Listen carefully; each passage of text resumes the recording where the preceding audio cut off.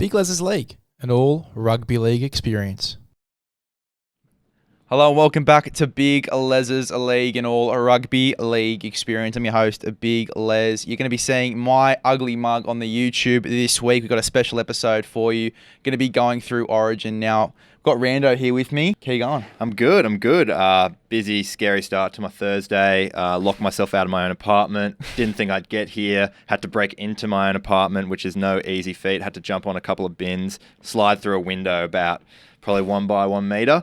But we're here. That's all that matters. We're here. And there's a few dirt marks. My girlfriend's going to walk into the apartment and think someone's broken in, which has happened. Yeah. Someone has. But it was me. And the only thing I stole was my car keys. So Oh, God. How fun. How fun. Too fun. Now, mate, I think I've been dying to talk about Origin since Game 3 last year. Yes. I'm so keen for this. We're going to be going through the New South Wales Blues predicted side in this one, and then obviously going to be comparing that to the best statistical side. Thought I'd do something a little bit different. This is going to be so wild and left field. I can't wait, mate. Well, you know that Madge is picking on form this year. He's not picking on past players, so you never know. My team could be more accurate than your one if he's going off the stats. I mean, you're probably right, mate, just quietly, but we'll find out.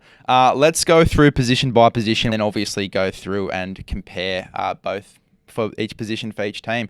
We'll start off with fullback, mate. I think that I'm probably going to go with Tedesco if I was picking this side. Obviously, for me at least, has really started quite well. Obviously, a lot of people would go with Edwards, but I think that he's been there before. Tedesco is the captain of this side. I'd probably go with him. What's our best statistical option here? I think Teddy is your man here. Dylan Edwards, very close second, but the way that James Tedesco started, 7 try involvements in his first 4 games. You got Dylan Edwards there, 25 runs and 253 metres. He's the Forrest Gump of fullbacks. He will run till there is no more time in his legs. But I think Teddy has really proven this year that he is gunning for that New South Wales Blue spot. I think it's one of the best starts to his season in a long time. The Roosters, not notorious good starters to the season. James Tedesco's been on form. He's been on fire, really. He's averaging 178 run meters, 21 runs per game. He's in absolutely everything. Can't see him losing that spot.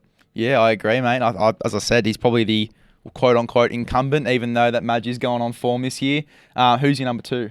Dylan Edwards, I think, as I mentioned, just runs the house down. He's also started pretty well, a really good game against the Roosters, which was an interesting clash because they are basically the 2 New South Wales fullbacks that you're looking for. Scott Drinkwater, an outsider. I think Latrell Mitchell, probably not the fullback realm. We'll look at him later down the team list, but I think Dylan Edwards has started really well and could push James Tedesco. I don't think they find a wing spot for him like they did with Australia, though. I think that it's fullback or nothing for Dill. Yeah, I agree. I cannot see them putting them on the wing, especially after what happened in the World Cup as well with 100%. him and a few drop balls there. Yeah. I wouldn't be taking that risk, especially with the wingers that I've got here. Let's move on to the wingers. We'll go through our first one.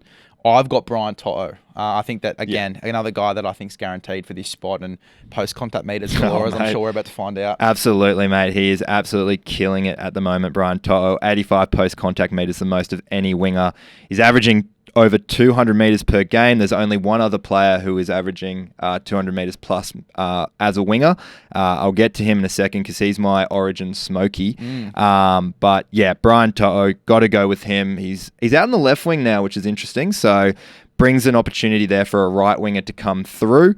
I don't know if that's Madge just saying to Ivan, put it on the left, because I have no idea why they switched him into Ruva throughout the season. But Brian To'o, he's your lock. He hasn't done anything wrong. He hasn't put a step wrong at all. I think he keeps that spot. Well, I'll let you start this time. Who's option number 2?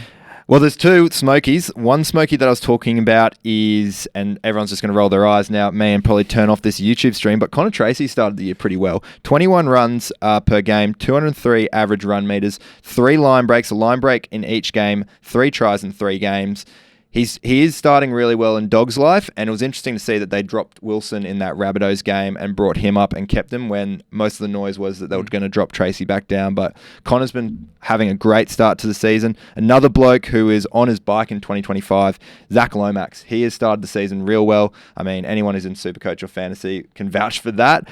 3 tries in 4 games. He's averaged 24 runs in each game. I think he's second highest in runs, so he's getting the ball in hand. 3 line breaks, 4 tackle breaks per game, doing all the tough stuff right. And he could be a smoky there for the wing spot, because at the moment, out of all the wingers that could be incumbent. Josh Adekar's been injured the whole time, of course.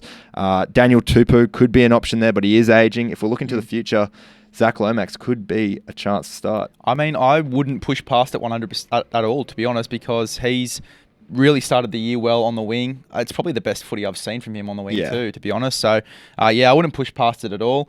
I've gone a bit left field myself, and I've gone with Tom Trbojevic on that other wing. I think that you've got to have him in the side somewhere, and especially if he's fit and ready to go. Obviously, last week, not the best game, but I think that he's definitely you got to put him somewhere in this side, because the things that he can do when he's fully fit, he is just an absolute weapon. But I'll tell you what, we were going to go left field with this podcast. Yes, absolutely. Connor Tracy, definitely. I'll tell you that for free. It was that's very not unexpected. that's not the leftist I've gone either. That's about mid range. That's scary. That's a really scary thought moving forward. Let's talk about some centres. Obviously, for me, I think that Jack Whiten's got to be in this side somewhere. His work rate, obviously, he's just starting to come into his form. Had a really good week last week with the Rabbitohs on that left side. Looked really dangerous. Has a really nice fend. And I just think, as I said, you got to find a spot for him somewhere in this team. I think Isaac Tungo will be the other centre. I really like what I've seen from him to start the year. And on that right side, next to a Tom Trbojevic, could be anything, as the guru would say. What is the best statistical option? Well, that's probably why you chose Turbo to hit that wing spot, I guess, because Isaac Tungo was my main centre option here. He's had a great start. I think he had 6 line breaks in that match against the Parramatta Eels. He has been absolutely amazing. It's why they keep hitting that right side for the Panthers. It's a strong side. They've scored 67% of their tries down that edge. He's averaging 169 run meters from just 14 runs, so he's averaging well over 10 meters per run almost in the season. 8 line breaks, breaking or leading the league in line breaks as well. You got to have him in there. I had to check his eligibility because I was confused why his name hasn't really been tossed up, particularly last year, but he's definitely made a statement, not only last year, but this year as well, and I think he's had a great start, so you got to lock him in. Yeah, I agree. I think that I wouldn't even call him a smoky. I'd probably have him in there now. Who's number 2? Tom Trbojevic was my number 2. You got to have him, as you mentioned, somewhere in the team, and he's been there and done it before with the Blues at centre, so I thought he was a lock in there. Latrell Mitchell, your other option. If it's not Latrell and Tom Trbojevic, it's got to be Tungo and Trbojevic. I agree. And I'm a bit 50-50 on Latrell, especially with how he started the season, but we know what he can do at centre. And I think that centre's his best position, as most would agree. So if he does get picked there, hopefully no more hamstring tears. But, 100%. I think that you wouldn't go past it at all, but Tungo for me is the better option. Let's go into the number 6 jersey. Now, I think that Madge coming into this side is probably not going to want to try anything too fancy, and with Moses obviously out for the next 12 weeks, I think you'd have to go back to combinations. I think Luai will get that 6th spot. A lot of people are going to push for Hines. I think it will be Jerome Luai getting that spot. But I'll put my hand up for someone who's pushing for Nicho Hines. I think there's not really too much. Whoa, mic's gone. There's not too many 5'8" in that traditional 6 position that have been doing well. I mean, the next bloke up for me is Lachlan Galvin, which I think is they won't do a Jared Mullen here and push him out for an Origin if they don't need him. But he started the season so well. He's averaging 13 runs, 102 metres. He's got 3 try assists in 3 games, 2 line breaks. He's also getting there and kicking the ball around as well, which you love to see. But Nicho Hines, for sure, you need a stable number 6 who will get the job done. A lot of people will be like, well, he had his Origin chance and blew it. You got to be kidding me. He was pushed out in the centres and then made the scapegoat in that game 1 in Adelaide. I think Madge gives him the redemption here and puts him in at 6 and gives him a good shot. He can kick goals as well. I know Nathan Cleary will probably be the main kicker, but always good to have a backup kicker. He can kick as well, and 2 kicking options is so much better than 1 because with Luai there, the game plan for Queensland is just smother Nathan Cleary when he has the chance to kick. This time with 2 options, Nicho and Nathan can line up either side. Much tougher to cause kick pressure there, and you're asking too much from the defence. So I think from I know we're talking about game management now rather than the flashy stuff. I think Nicho Hines is definitely your go-to. Both of them average over 400 kick meters per game as well. I think Nicho is definitely a big choice for 6. And Nicho obviously making that left side his home as well over the past few weeks. So it definitely would suit putting him in the number 6. And I even said last year on the podcast that I wouldn't push past him being at 6 with Trindle at 7 when we did the predictions for this year's team. So yeah, look, it'd be definitely an interesting option, and I can't wait to see how they go there. But as I said, I think with Madge being fresh, new, a bit of pressure on him, obviously coming into this team, I think that Jerome Luai is going to get the spot just due to combinations. Yeah. Number 7, I've gone with Nathan Cleary. I'm keen to hear what you have to say about some statistical options and if Cleary's in this conversation, but I think that he's got to be there. He's done so well for New South Wales, and even though he hasn't, set the world alight just yet, I think that this year could potentially be his year to do that. But what's the best statistical option? It's got to be Cleary. I think the stats also see that 4 try assists in 4 games, had a line break, averages 120 metres, has a really good running game, which obviously is great for your numbers. On top of that, isn't making too many tackles, but you can look kind of past the defensive side of things and just know that he's going to be your game manager. I mean, what he did in that 2023 grand final gets spoken about too many times, so I won't dive into it. But that last 20-minute passage, if he can recreate that for 40 minutes in Origin, that's enough for him to be able to win that series. And we're waiting for Nathan Cleary to take that moment in Origin. I don't understand why he hasn't done it just yet. I mean, 3 straight premiership wins. Let's see if Cleary can do it there. I think he's the main halfback. And if you're looking elsewhere, it'd probably be Mitch Moses. But as you mentioned, injured. So definitely not an option. I don't think there's anyone pressuring him. Literally can't see anyone statistically other than Adam Reynolds that could be pushing him out of that spot. Don't bring Drew Hutchison in, please. I don't know. I think you would have gone way too left field there. I was a bit scared that was about to come into the conversation. God no. But yeah, look, I think that Nathan Cleary, as you said, is the obvious option there for number 7. Let's get into the front row. For me, my first front rower would be Payne Haas. I think that he is just an absolute meter eater. He's probably one of the better front rowers in the competition. I don't think you can really look past him too much. What is your option for us for the best statistical front rower? I think Payne Haas is your guy. He is always out in the stats. 18 runs per game, 160 run meters. He averages 31 tackles. I think he's only made 1 missed tackle this whole season as well. So he is just by far and large the best front rower that New South Wales. That's the first, honestly, before Cleary, you pick Haas. I think he's the first picked in the squad every time. Yeah, wow, big call. Let's see if we can go 2 for 2 here. Junior Paulo, is my other option there in the front row. Is that the same for you? No, I don't even have him in any of my options. I think that this season particularly, he's been down on minutes. He's averaging about 45 per game. He hasn't been starting as well. He's been named to start, but then swapped over in the last minute by Brad Arthur. So he's been a little bit out of form. Unlike him, he's only averaging around like that 120 meter mark, which is a lot lower.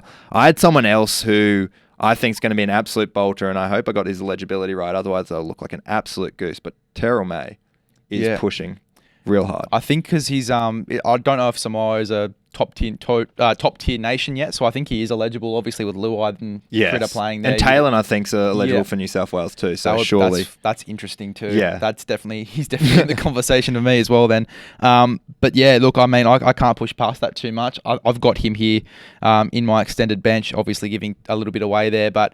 I think that he's definitely pushing for a spot. He's been outstanding to start the year, and particularly coming off the bench, doing an outstanding job. Well, it's wild. It's absolutely wild. He averages 8 less minutes than Payne Haas. He has only 2 less runs per game to Payne Haas, and he averages more tackles than Payne Haas. So he is quickly evolving into the next Haas. Yeah, wow. Which I know, maybe to the general viewer of rugby league, that doesn't really turn them on. But what Haas has done statistically, it's crazy to think that there's someone that can match that. Because at the moment, Adam Fanua-Blake's usually that second best. He's topping Adam Fanua-Blake at the moment statistically in what he's done, and he's doing it in less minutes. I can see the comments going absolutely wild right now. But yeah, look, I mean, I can't push past it now that you say it too. He's been outstanding to start the year. Now, my number 9, this is where it's going to get juicy because there are plenty of options here. I've gone with Api Coruscant. I think that he's, in terms of New South Wales hookers, had the best start to the year. What are we thinking statistically wise? Yeah, absolutely. Api is definitely my man. He started so well for the Tigers, making tackles, getting out of dummy half, creating tries. Definitely one of the standout hookers. Right next to him, I've got Reece Robson, who will probably be on my bench as that number 14 role. He's also been great in try creation, 4 assists, the most of any hooker, double the next hooker. And that's been off the back of the Cowboys scoring points and getting out to big leads. He also backs that up with his defense as well, averaging 42 tackles per match. So Appy's definitely number one, but Reece Robson is definitely going to push him. And since Reece Robson started last Origin as well, wouldn't be surprised if Madge starts him. How far? Well, I don't know if you have it there, and I might be putting you under a bit of pressure. Here but we go. How far is Cookie in the pecking order here? He's fourth. He's fourth in the pecking. Third really for New South Wales. 4th all up for hookers. Hasn't had the best start to the season, not going to lie. His tackling is up there as always, but just in terms of his attack, he's been a bit off. So I think he had a really good game against the Bulldogs. Had him as the player of the match statistically in that game. But yeah, just not running the ball as much. I think there was a stat that came out that when Damien Cook has more than 9 dummy half runs in a game, the Rabbitohs won like 17 out of 18 games. That's unreal. And at the moment, he's kind of averaging around that 4 or 5 runs a mark. So he's not getting out of dummy half as much, not looking as dangerous. Still more than Robson and Coruscant, mind you, but when you look at the Harry Grants, the Reed Marnies who are getting out a bit more than him, just not that dangerous. Yeah, it's very interesting that he's sort of slowed that down a little bit. And it's more interesting that now they've put more pressure on him by taking Havili off the bench and making him play the full 80 as well. So we'll see if something changes there for Cookie, but I love that stat, by the way. Mate, it's why I'm here. It's why I'm here. Let's get into the back rowers. Now, the first one I've got here is Liam Martin. I think he's a lock in this side. He has been sensational, and he's just got that dog in him that no one else has, really. Playing through an AC joint injury, having to have the jersey cut off just to put needles through it and then to come back onto the field is just insane. But talk to me, who's the best statistical back rower? For me, Hamole Olakwatu. If he doesn't get a debut this Origin, then I don't know what more he has to do. 5 offloads in 4 games, 2 tries, 157 run meters on average. That is 20 meters more than the next second rower. His post contacts are through the roof, 81, 20 meters more than the next second rower. So he's just an absolute wrecking ball. But most importantly, he's getting into his tackles as well, averaging around that 26 mark on top of it. So I think he's Origin ready. Very surprised if he doesn't get picked this Origin series. Can I make a little guess as to who number 2 is? Who? Is it Keon? It is. Lovely. It is. Are you seeing this? Are you seeing? I'm not saying a thing. Look, mate. I'm not saying a thing. Nah, definitely Keon. He's been flying under the radar. The Rabbitohs have been going bad, but he's averaging about 15 runs per game, 132 meters. Same amount of tackle breaks as Olakwatu too. So just as damaging. But no one's really talking about him in the grand scheme of things. But I think he keeps his jersey from last series. Yeah, no, I agree. He's been outstanding to start the year and probably one of the South's best, to be honest, on the edge there. I had Hamole as my second option with next to Liam Martin. But yeah, Keon definitely not too far down the pecking order as well. Absolutely. Be interesting to see if Keon goes back to that left or if they pick both of them, that is, which side they kind of play on. Because, Liam Martin, Olakwatu, Kalamatangi, natural right second rowers. So it'd be interesting to see who they hit on their left. Now, again, I want to put you under a bit of pressure here on this list. How far is Nat Butcher down the pecking order here? Oh, let me scroll. He's far down. Yeah. He's far down. I know he's a really good defensive back rower. I think he had 65 tackles last weekend alone. But just not much in attack at the moment. I think in that game he had like 4 or 5 runs. Yep. So he kind of counters one in defense. He worked really hard in defense and not much in attack. Yep. Whereas, you got these balanced players like Kalamatangi and Olakwatu who will give you 25 plus tackles and at least 15 plus runs a game. So for me, Nat Butcher probably around, he's below Huddy Young. I'll give you that much. At Dylan Lucas as well. Oh, wow. Yeah. Wow, Dylan Lucas, a bit of a smoky there, tell you that. I'll tell you what, though, he started the year quite well, Dylan Lucas, far out. And absolutely. To get shoved into the centres and do what he did. Yeah. Unreal. Crazy. Let's go into the 13 jersey. Now, this could go in any which way direction for sure, but I've got Murray as my first option. Who have you got? I've got Isaiah Yeo. I think his start to the season has been unbelievable. He's my player of the year at the moment, averaging 19 runs per game, 162 run meters. He's got that try assist. He can kick. We've seen that kick across field for Brian To'o, I think it was, or Sunia Taruva in that Eels game. So he can kick, but his defense is unbelievable, averaging 37 tackles per game.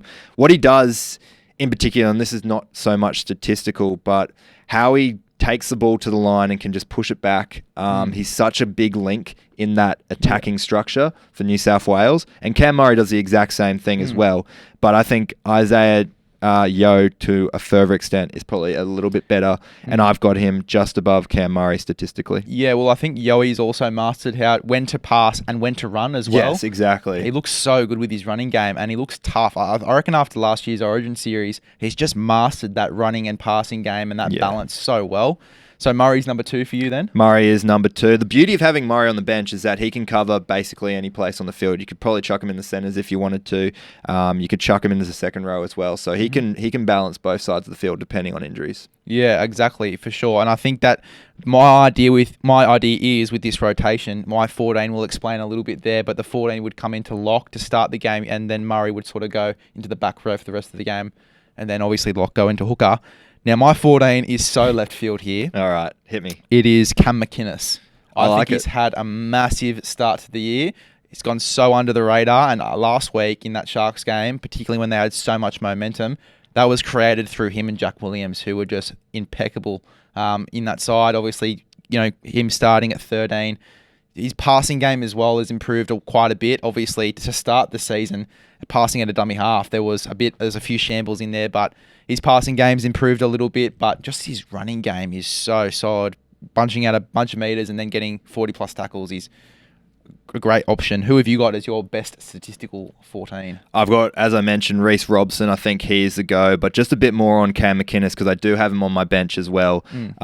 He's got more run meters than Cam Murray despite having the exact same amount of runs, more post-contact meters than Cam Murray, more tackle breaks than Cam Murray this season. Cam Murray, a bit more defensively, 6 more tackles per game, so maybe the defense overload that way, but also in offloads, Cam McInnes leads that as well. In tackle efficiency, Cam McInnes leads that too. So it wouldn't be silly to say that McInnes has got the rub over Murray as well on top of that. But as I mentioned, Reece Robson for me is definitely my go-to 14. I know it's different. I know having 2 hookers is usually not the go, but I think that if you can get Appy running the footy a lot more, and then he tires out and then chuck on a Reece Robson who can almost do the exact same thing, but also really good at a dummy half in his service and creating opportunities. I think that's a really good 1-2 punch for New South Wales. And his body shape, you can just chuck him into 13 too, and he'll do a job for you as well. Absolutely. He'll make 1,000 tackles if you need him. So is Cam McInnes number 2 then, or down the pecking order for 14s? Yeah, definitely. I just see him as like a normal bench player, rather than just an exact utility 14 role. Well, let's go through the rest of the bench. So my bench goes Isaiah Yo, obviously your first choice 13. I got Regan Campbell-Gillard there. I think he started the season quite well, and then Stefano Utskamano was a bit of a smoky to round out that bench.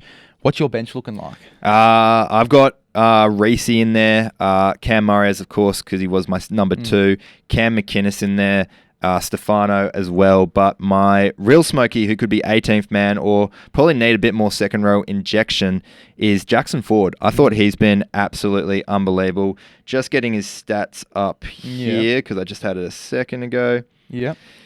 One of the best. 2 tries in 4 games, 14 runs per game, 123 metres, 3 line breaks in 4 games on top of that, 3 tackle breaks, averaging 36 tackles, which is the most outside of Felice Kafusi for average tackles, and Felice Kafusi only played a game less. So quite incredible numbers from Jackson Ford, completely flying under the radar there for the Waz. I think that, when you're in New Zealand, a lot of Origin players get discounted. I don't think they've really had a New South Wales player come through the ranks off the top of my dome. I'm probably going to get ripped into in the comments, but I think it's been a while since a Warriors player's represented New South Wales. It has. I think I couldn't tell you who it was, but it has been quite a while. I think it's been at least 5 or 6 years, maybe more. But I agree. I think that he's definitely flown under the radar and definitely someone that I haven't even thought about. Yeah, there you go.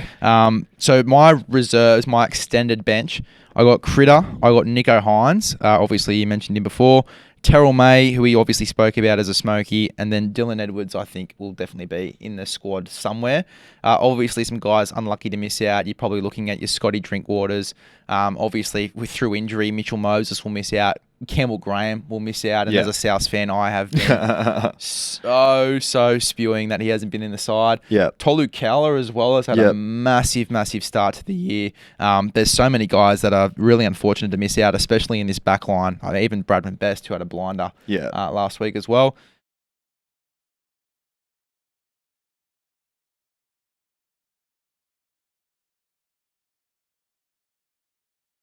Well, mate, so good to have you on. So good to talk some Origin. As I said, been dying to talk Origin since Game 3 last year. But yeah, thanks for coming into the BTFU studio. Mate, it's a great studio. As I said, I thought you were just taking me to a pub and we're just having a beer over this, but it is absolutely unbelievable up here. It's a great setup. And I love the couch.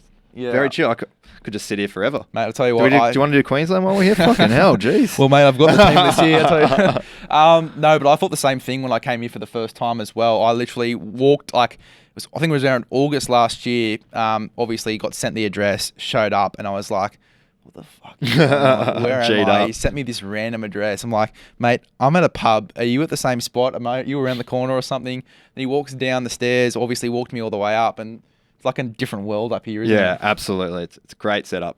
Crazy setup too. And then even outside, unbelievable. Yeah, so good. Well, as I said, happy to have you on and good to talk some Origin. We'll see you guys in the next one.